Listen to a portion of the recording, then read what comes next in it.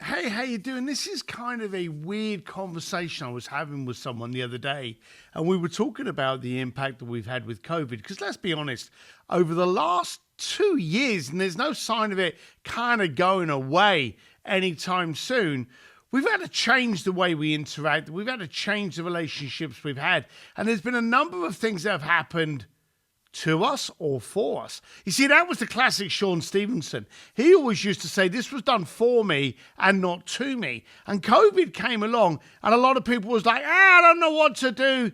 And they rejected back to binge watching Netflix. You see, we were given the opportunity. We were given the chance. Is this done for us or is this done to us? And here's the daft thing. I actually equate COVID to alcohol. You see, here's the weird thing. When you're really happy and you have a few drinks, what does it do to your mood? It amplifies that mood.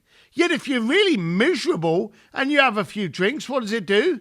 It sends you down. You see, COVID is an amplifier of the mood, the situation that you are in. If you had a bad relationship at home, hell, being stuck indoors for 2 days, that's amplified how terrible that is, and you probably can't wait to get divorced. If you've got a business that's a bit rocky, online, marketing, whatever, it's revealed the cracks, it's revealed the shortcomings. Now, there's some situations where my example doesn't work. You know, if you own a hotel, hey, good hotel, bad hotel, you haven't had a choice. But overall, I believe COVID has amplified the situation that you are in. Now, amplifying it is one thing, but in order for it to amplify it, you've got to put yourself in that situation to start with. You've got to be the one that goes, hey, this is a good time for me, or this is a bad time for me. Just that simple shift of mentality is going to tell you whether or not you're going to create greatness, or whether or not you're going to wallow in it and just binge watch shit. Now, here's a funny fact. I actually wondered, I thought about it the other day. I wonder how many millionaires have actually come out of COVID. People that have actually gone, hey, this is a great thing, let's benefit from it. And choosing that opportunity have actually become millionaires. And I was given that information and I actually went, no, that can't be right. That can't be real. There's no way that's accurate. Go away, come back, check it again for me. And they did. And here's the shocking information. Between 2019 and 2020, 2,251,000 new millionaires were registered. Over 2 million new millionaires in a world, in a society where most people are wallowing and bitching that they can't get on with their life. Over 2 million people decided, hey, there's something here. There's a problem. And what do entrepreneurs do with problems? We solve them. And then we sell that solution to someone else for the exchange of a checkbook. The bottom line of it is an entrepreneur finds the solution to your problem. During COVID, over 2 million entrepreneurs found something that you wanted, that you could benefit from. And they sold it to you. They monetized that solution. Over 2 million people decided that this was a good opportunity for them.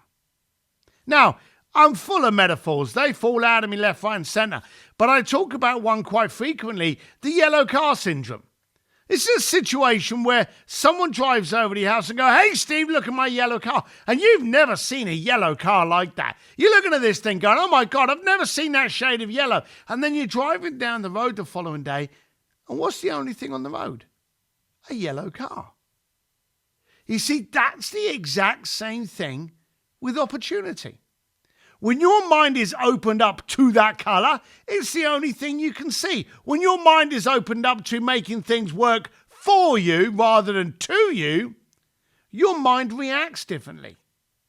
And I noticed through all of my years when I was speaking to hugely successful, powerful people, the one thing that came up as their attribute, their unicorn, their special trait, was that they were open to opportunity. Therefore, what did they see every day? Pure opportunity. And I often used to wonder how they had their mind switched on. And I asked them, how do you always keep open? How are you so successful? How does your mind work? How do you train your mind? And he said, we do things differently. You know, you want big biceps, you want muscles, you want to learn a language. You have to practice, you have to exercise that thing. So how do you exercise your mind to be open to new things? Well, that's easy. You try new things.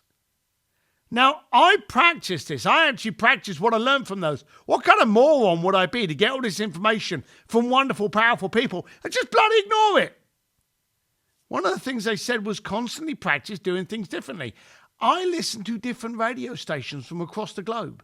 Some of them are absolutely atrocious, but I try them. The other week, I listened to Norwegian EDM music. Now, I was listening to this like 2 o'clock in the afternoon, so it was well past midnight in Norway, and I was listening for 1 hour to Norwegian EDM, electronic dance music. And I can tell you wholeheartedly, because I listened to it for an hour, worst music ever created. But I wouldn't have known that had I not tried it. And then I tried some other. I tried folk. I tried Western. I tried rock. I tried French. It doesn't cost me anything just to move that dial on my computer radio station to listen to new radio. When you go to a restaurant, don't have the usual appetizers. Try something new. When you're going home, don't go straight, turn right, go a different direction. Listen to a different podcast, listen to a different show. Try things differently and your mind's going to go, all right, hang on a minute. We're open to new things. And when the mind opens, it looks, it scouts. And that's when you start noticing so many yellow cars. You see, COVID, I don't know if it's going to go anywhere. Hey, we haven't ever found a cure for the flu. That's still kicking around. Maybe we'll just have a vaccine for COVID every couple of years. Who knows? I'm not a doctor. But I do know I'm not going to sit on my ass binge watching Netflix. In fact, I prided myself that has not been the situation. And I'm very, very thrilled to be able to know some of those 2 million people that have actually decided, hey, I'm going to make this work for me and not to me. Are you doing the same? And it's not too late. You see, we don't know if we're in it for another couple of weeks. We don't know if we're in it for another couple of months. But screw the time frame. Just imagine if I said to you on June the 1st, it's gone. Never hear from it again, it's gone. What would you do between now and June the 1st is different? How would you change? Would you go, well, great, I've got 6 months. I'm going to do X, Y, Z. Act as if. Try it. You don't know if it's going to end next week. You don't know if it's going to end next year. You don't know if this is a 5-year stretch. You have no idea. But you are in control of what you receive and what you action on.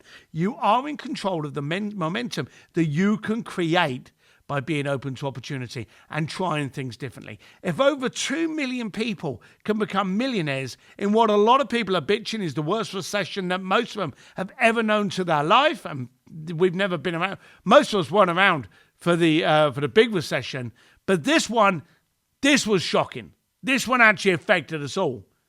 Some people, it affected very well. Over 2 million people, it affected them very well. Change your mindset. Change your perspective. Change what you do normally to be open to opportunity. Be the receptive person for opportunity and take chance of it. And then let me know it worked for you. Okay? I really want the best for you, but in this world that we're in now, I don't want you wasting it. One of the other big things I learned from very, very successful people is they can create more impact. They can create more relationships, but they cannot ever create more time. Value it. Value it, value it, value it. I can't overstate it. Tomorrow, you're going to be dead. Now, I pray I'm wrong, but prepare. Don't waste today.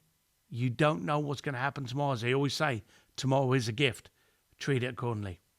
I wish you all the best. This is Steve Sims. Chat with you soon. Bye.